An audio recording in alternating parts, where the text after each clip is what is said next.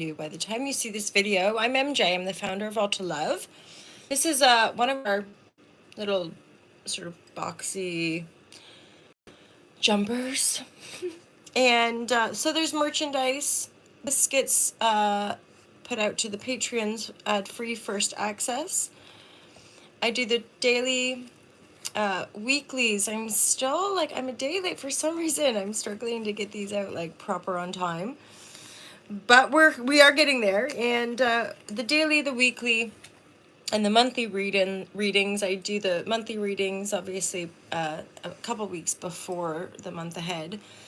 And I also do some sort of yoga, meditation. There's a whole bunch of content on this channel. And anyway, I'll get into these cards. I'm an intuitive reader, okay? So it means that the way that I'm pulling the cards, interpreting the cards, it's purely intuitive.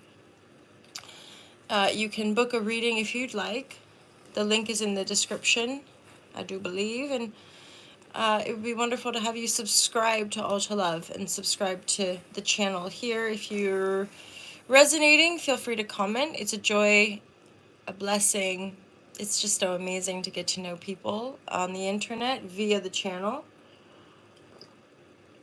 And because other than the typical troll energy for those of us putting stuff on the internet, or anybody really, yeah, other than the troll energy, I guess there's been such vulnerability and truth or just my own truth that I've shared here. I've managed to find just like some amazing soul family people that just gel, understand what I'm talking about things. And so I hope that you enjoy, and if not, that's okay. I hope that you're having a great day and keep choosing love. All right, my lovers, so let's get into these cards for the week of January 22nd to 28th, 2024, divine guidance and love and clarity for the collective. Think of the collective as pods, energetic vibrational pods that vibrate together, like kind of nuclear families, but more in alignment with the idea of quantum physics and eternal life. So opening our minds and hearts, right, to feeling that kind of expansiveness, but feeling that within our relationships, right? Where a lot of us would have had limiting, painful experiences within the relationship dynamic. So a lot of that's being healed. There looks like a travel opportunity for some of you this week, going on a trip.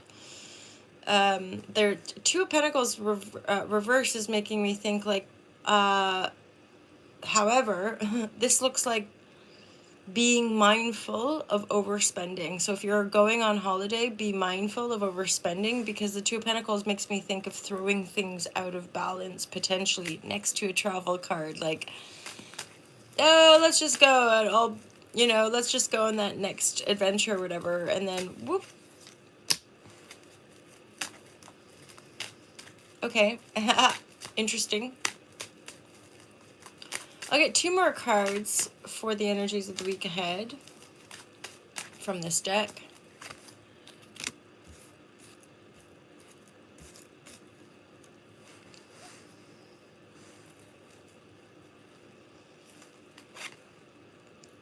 Actually, I'm thinking there's two different options here.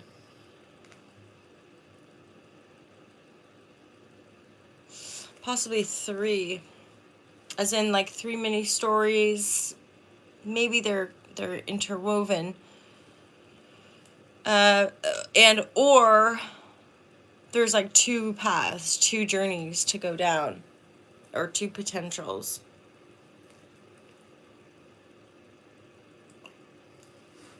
One of them could be about being in denial, feeling trapped, feeling trapped financially, possibly. I'm hearing like cut it out or something. I don't know what that means. I'm hearing cut it out. If that resonates, right? Feeling trapped. As in, it could be something to do with even... Part of the reason why I say cut it out, because there's an Ace of Swords reverse, and this trapped can't see, I can't go anywhere, I'm trapped with this thing. I'm thinking, cut it out. Just take that extra sword and cut that binding rope off, right? Like, cut yourself out of the situation. There's also a sense of maybe being either denial or just not being able to see this. It's not a great fall, but there is a, just that expression of tightening the belt. Yeah. Take time before making any big decisions. So the clarity I picked on the travel card, which is the 3 of Wands, was the 9 of Pentacles. So either this is two different situations we're dealing with, or you've got an option. Okay, there's an option to travel. Part of your mind might think, oh no, that will throw off my budget.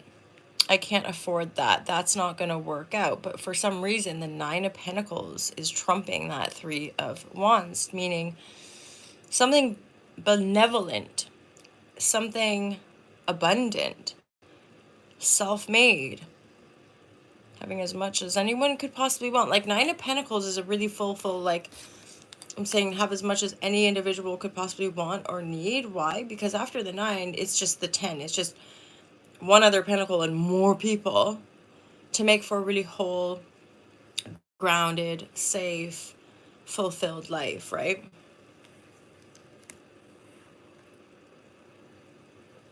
So there is this. And again, you guys reflecting, if any of it resonates, that's often, well, interesting, but also like there's clarity here too, as far as like, yeah, this is what I'm dealing with kind of thing.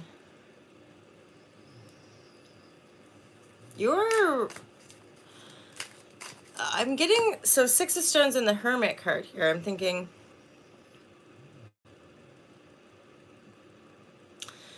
I do feel like some of you are getting ready to build something. For example, the trip, this journey, that's often not. It's often like a solo soul journey kind of thing. But this, because it's 9 of Pentacles, could be a work opportunity. Something connected to work. A deal. But if I'm honest, it doesn't feel as much like that as it would like, I feel trapped. I'm kind of stuck in the financial shitters. You know, I feel stuck. I don't see a way out. Bing notification, something is like, take this trip, go on this journey. You're like, I'm not gonna convert it. I don't know how I can. And then there's like this deep reflection. Here I'm 6 of Stones is making me think of throwing something in the air and seeing what lands or something like that. I don't know. Then based on seeing what lands, do I or don't I? Do I go? Do I stay? Because we were seeing a progression. There's a 2 Pentacle, 6 of Pentacle, 9 of Pentacle. The 6 of Stones here is making me think of being illuminated. Like, oh my God, look, I have this. So that I could do this or I could do that. There's something about, okay, and there's something here with the 2 Pentacles and 8 of Swords energy where I want to say depression, or like it's a bit of mundanity or just this melancholy. 9 of Rivers reverse. You're not flourishing with high vibratory emotional waters. There's a sense of maybe stagnation, because I'm looking too, there's no cups, there's no water, there's no, right? So, and yet there's there's the sword, there's the wands, there's the other elements, just not the water. Let's pull a few more cards for this week ahead. What more guidance do we have? Divine guidance, love, and clarity for this week ahead. Decisions. Self-trust. Interesting. And that's a 22. That's a That's a Powerball. That's a power number, 22, isn't it? Self-trust.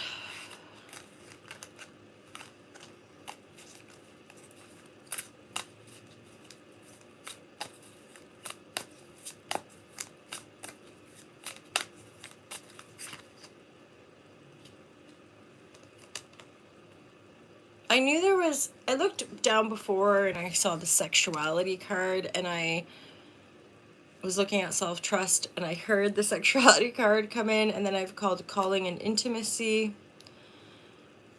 This is an 11. There's something significant coming in the power. Why am I hearing these words? Powerball. I'm hearing Powerball for some reason. Calling. You, okay, this is a bit bizarro for me, but like some of you might be called to go to a bingo game or play the lottery or do something a bit out of character.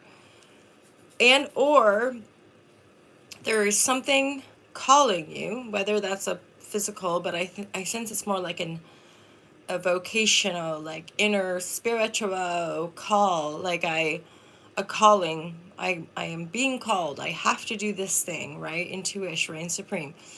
So that calling, feeling called to do something, wanting to do something, is connected to self-trust. It's 11 going into 22. So it's self-trust amplifies the calling.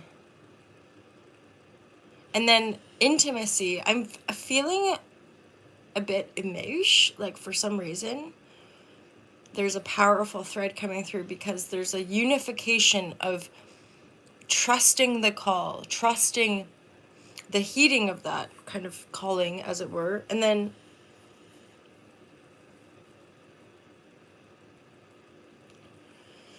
there's something about ending up in this sort of more balanced place, because Six of Pentacles in the traditional is like I believe there's a scales in the traditional Rider-Waite Six of Pentacles, and it's about balance. It's about reciprocity. It's about when we have enough to give, we give. But there's also the receivers, right? There's people receiving that benevolence with grace. So here I'm seeing these sort of shifts. It's heeding a call. It's taking that I guess risk and or opportunity, and because the Hermit card is obviously a power player, major arcana.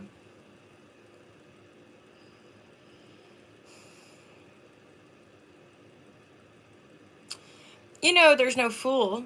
There's no fool card here, which in a sense is kind of nice, because there's a huge shadow aspect to the fool, right? We're like, yay, a new beginning. The point of a new beginning is often like, get ready, because you're gonna jump off this cliff and it's gonna be a wild ride, right? Like you're a fool, you're zero. And then in different interpretations of the fool, in the Magic Moments one,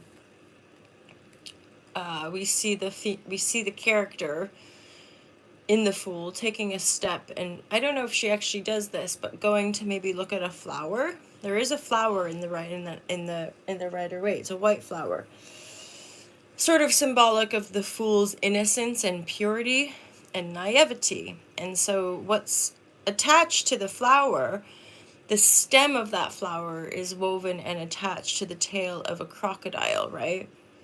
Or alligator or some beast. So the idea would be that her naivety would lead her to pluck the flower, or you can imagine one of those sort of being more in love with nature, being more grounded and wise. Don't pluck the flower. The dragon could come and eat you. Just smell it, just enjoy the beauty. And that's something we learn through wisdom, right? It's like, oh no, don't let it grow, let it be with its family of roses or whatever, but let's embrace and really be able to enjoy its beauty. If we pick them, they will die, right?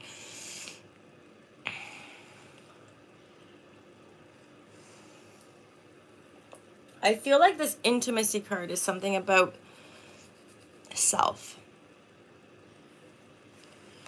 And because the Hermit with the Six of Stones is like coming into this place of greater wisdom, balance, integrity. But there is an intimacy card here, so I would dare say some are. It's almost like having a more connected, intimate relationship with self, that you're able to effectively harmonize your relationships or harmonize your sense of self-trust. I mean, in a real way, there's a sense of harmonizing your pentacle, because there's a sense of limitation with the Two of Pentacles in reverse, like fear, doubt. I'll never be good enough. I can't do that thing. I won't be able to make it work. Whatever number of doubts and things are limiting us from trusting the self, heeding the call to do the thing, and then bosh, two. And then a Nine of Pentacles. Like, so much in the Nine of Pentacles. And in a sense, you could say, like, at the Nine of Pentacles are perfect positions. See, look, there's the Six of Pentacles. Just flipped over. So there's the Six of Pentacles. It's just similar to the Six of Stones, or the similar interpretation, but different deck, right? So different, slightly different interpretations of things based on those images. But I'm also getting that energy of seeding. Like when we have enough, not only can we give, but we can seed things, we can grow things. But I do get a sense of getting here requires a certain level of intimacy within self, or again, self-trust, heeding the call. Do you have the courage to heed the call? Breaking, ooh, interesting. Breaking through the fear of lack. It might not even be that the Two of Pentacles is the truth. It might just be what we believe about ourselves. Like, I don't have enough to do that. Or if I heed that call, if I really trust myself, I'll end up losing it all. Maybe like I've done in the past. Or maybe, these are all the ideas of the, I guess, the depth of our ability to heal stuff, is that knowing in the present moment, stuff from any various numbers of timelines can be coming up. Hence where I increasingly am really aligning with, like, the present moment is all we need to heal everything. We don't need to go back to the past. We don't need to go to different dimensions. We're just here now, and in the fullness of the light of our awareness, we can burn through and heal those aspects that, I guess you could say, you don't want to run them.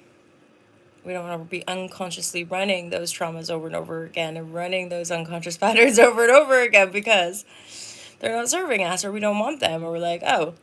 Hence, like, all relationships, all events, all experiences are all part of our own projection memory bank. And it's a funny one, but the more we can attune to that loving care, or that kind of unconditional love within, it really helps to detach. It really helps to go, like, we're all here for our own experience, as good as it might look, or as shitty as it might look, or as painful as it might look. It's part of the glory of the human experience, right? So, non-judgment either way.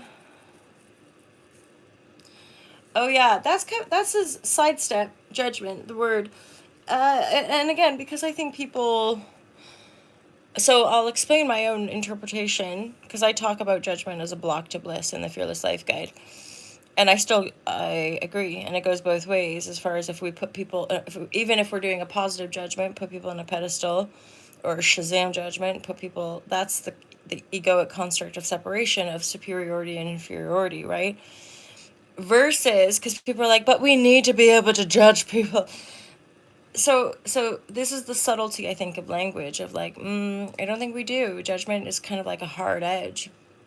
And I would dare say most of us are just like, we just because we feel, and that feeling perpetuates a certain level of judgment, which goes that they're this way or they're that way, right? Opposition and or separation.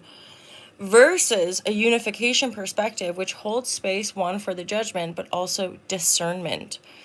I think discernment is a better word for judgment. I am aware I'm the full creator of the la la la la, and so it's like, as energies approach, or as I'm biofeedbacking with my reality, I discern. I'm not judging this, that, or the other. Why? Because it's all part of my own loving creation. So why judge it? But I can discern. Is this appropriate for me in the here and now? Is this energy in alignment with my vision of my future? Discerning is just holding space for the energetic resonation, vibration. Like, is this resonating? And then being able to say yes or no. Yes or no. Not from a place of judgment or fear, right? Or grandiosity, for that matter. So discernment, I think, is a kind of next level or new paradigm word for what part of us might want to kind of grapple with the idea that judgment is good. But judgment comes from a place of some, in a sense, I would dare say, judgment comes from a place of superiority. Like, I know they're that, and this is that, and da da, and it to me is very much connected to ego. And not that, and again, we all have an ego. It's not good, bad, or right or wrong. It's just like, yeah, I just prefer the word discernment in lieu of like judgment, and holding on to the idea of judgment, because I feel that judgment is quite a hard edge and connected to almost like despair, or yeah, a block to our bliss, versus where if I can discern, I'm not in judgment. I'm now hearing, like, think of it this way too: being in judgment is being in sin. Being in the two go together. It's like sin and it's like punishment, guilt and punishment, sin and punishment. It kind of all links. It's a historical framework for understanding ourselves in the glory of the totality of the power of this experience, right, of God. But but yeah, discernment is acknowledging the power of my own creative expression and using it responsibly, right? Rather than just throwing judgments around. Every experience and or interpretation, I can work with my own discernment, basically to find the love, to find the most compassionate perspective, because that's the Yoga Sutra, isn't it? Understanding through compassion, or we misunderstand, or you will misunderstand the time. So it's so true, right? Right, Mabel? Right, baby girl? My lovely puppy. I know it's kind of gross to have left dogs in your bed, but I just don't care. I'm dog sitting. Oh, you gorgeous, lovely creature. You're such a lovely girl. My poor black cat, not poor black cat, my black cat is still, walking around my feet constantly, asking me for food constantly, but the cat's a he and the dog's a she. He is a little bit, why is this golden beast taking water from my bowl? Right? Obelish?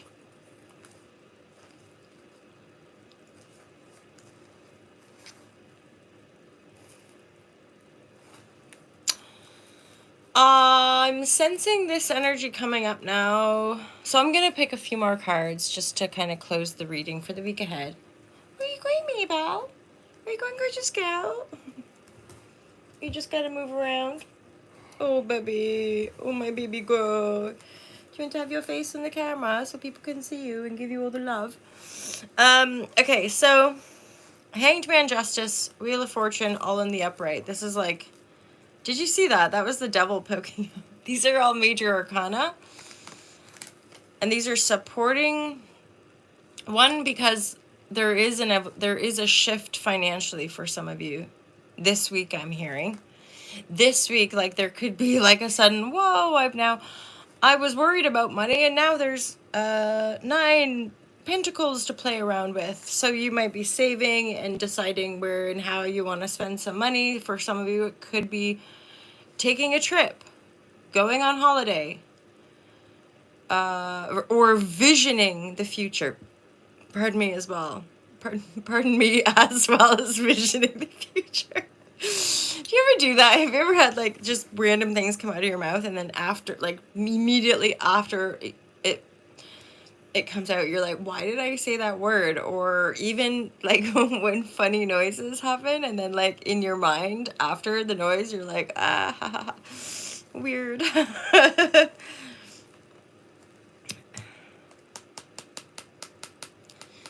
So after the, the different layers and or themes of this reading, these final cards, I'm like, okay, this is big shifting. However, I feel like this was maybe a theme in the daily yesterday, or one of the readings.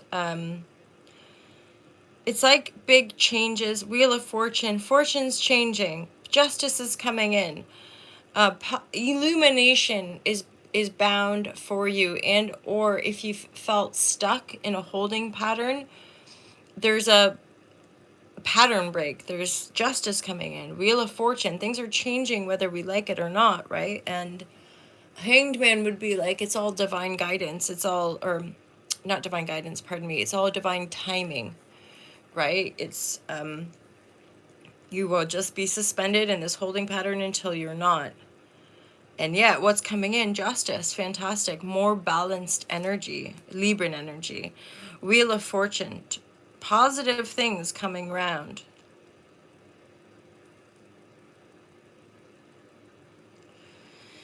There is a powerful connection here of taking, like, okay, we have a full moon this month. I think on the 25th or 26th, a full moon in Leo.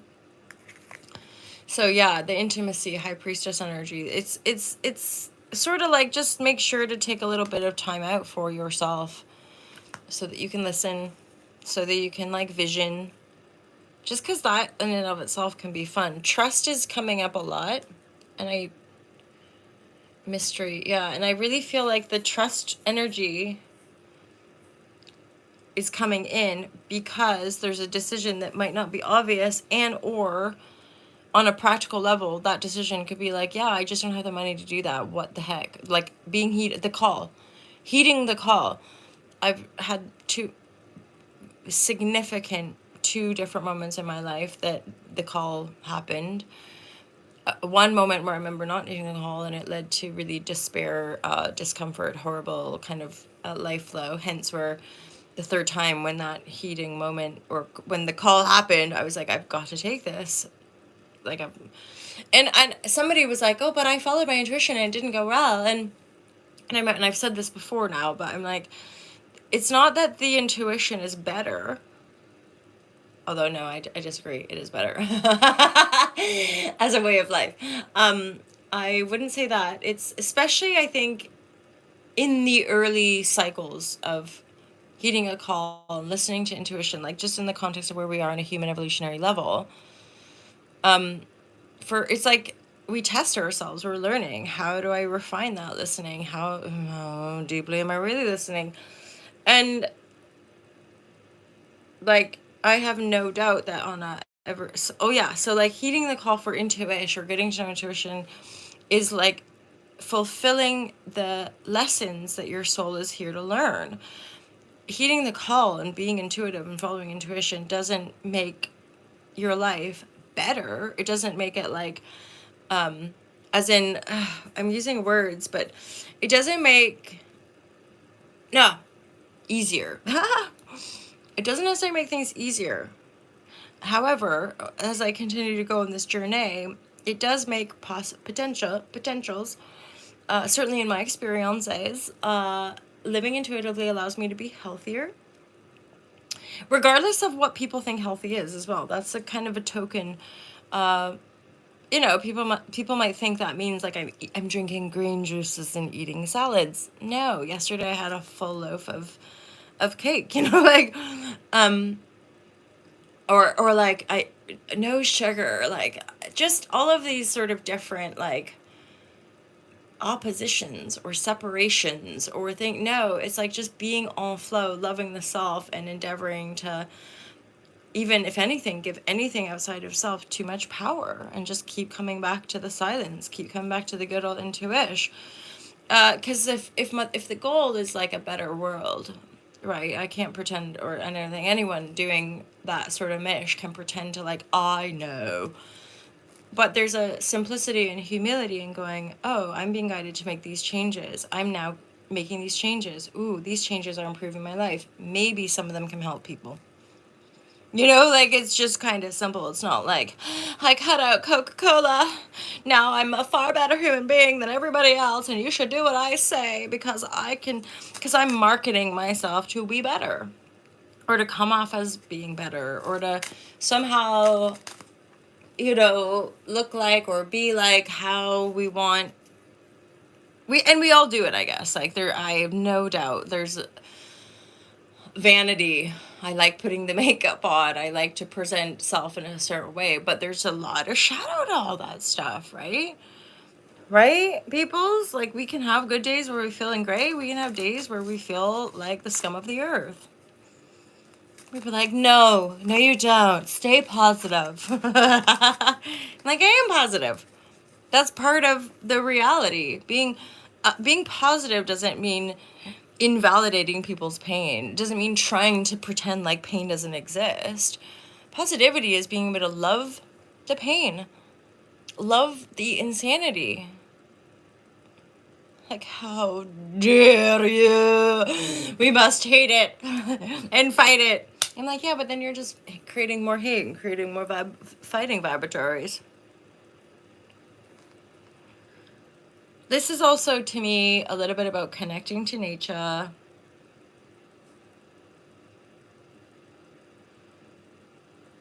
Connecting to nature. Remember that trust card came out? There's some really positive things coming in, my lovers. Some of you might start getting into like the occult mysteries or practicing like tarot.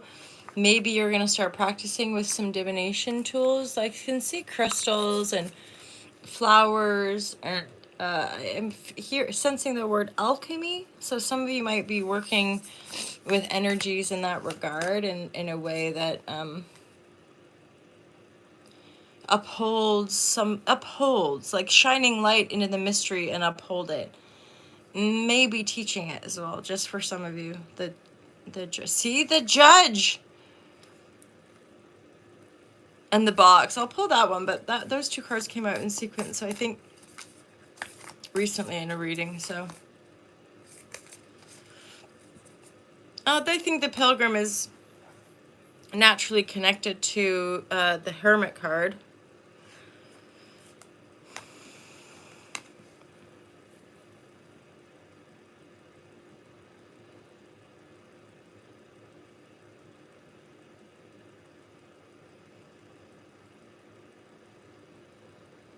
There's something here about the reciprocity.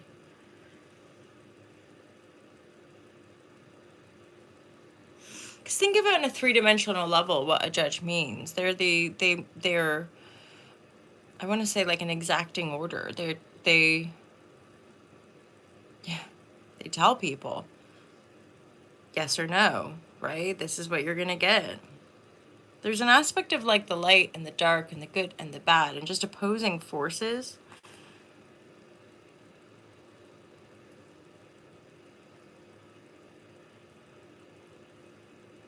Life and death.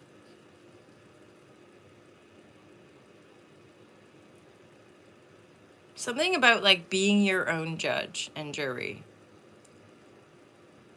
It's only one hand that's either extending or like, which kind of leads back to what I was saying about discernment. Why I think even with discernment we can end up in the path of knowing that we're our own judge and jury. There's no external, even though again in the world of illusions we can manifest all these wonderful things, right? And the Four of Wands popped its head. There is something here.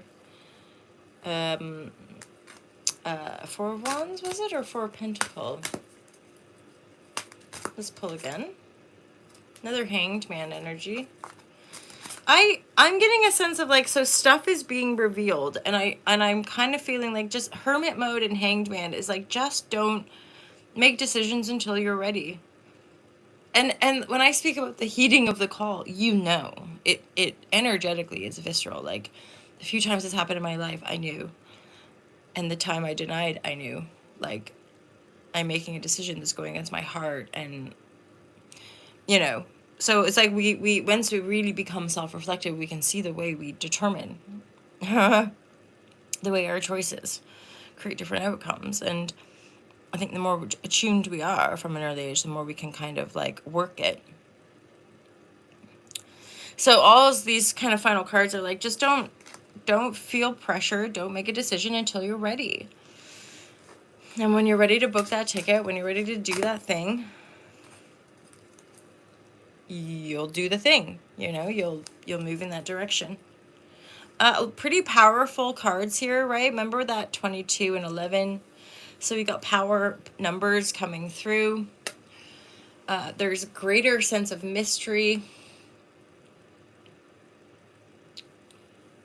balance, reciprocity, but there's possibly a bit of a leap you're having to take to really step out of some fears, some doubts, some lack of self-trust, right? Because some of you, that the Nine of Pentacles with that Three of Wands, like there's an exciting adventure or opportunity or thing you want to do that you think, oh no, I'm not going to be able to do that, or it's too limited, or it's going to cost me too much money, it's going to throw off my balance. But actually that thing is going to end up bringing in a Nine of Pentacles.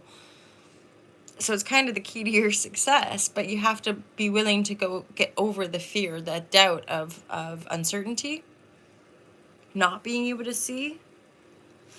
But I'm like, self-trust and answering the call is like a super powerful energy, and knowing that you're supported in that loving connection, right? Yeah, moving beyond things. Major Arcana. Happy Leo full moon. Let me know if that resonates with you guys this week. Have a fantastic week ahead. I'll look forward to seeing you guys real soon. Take care. Peace out.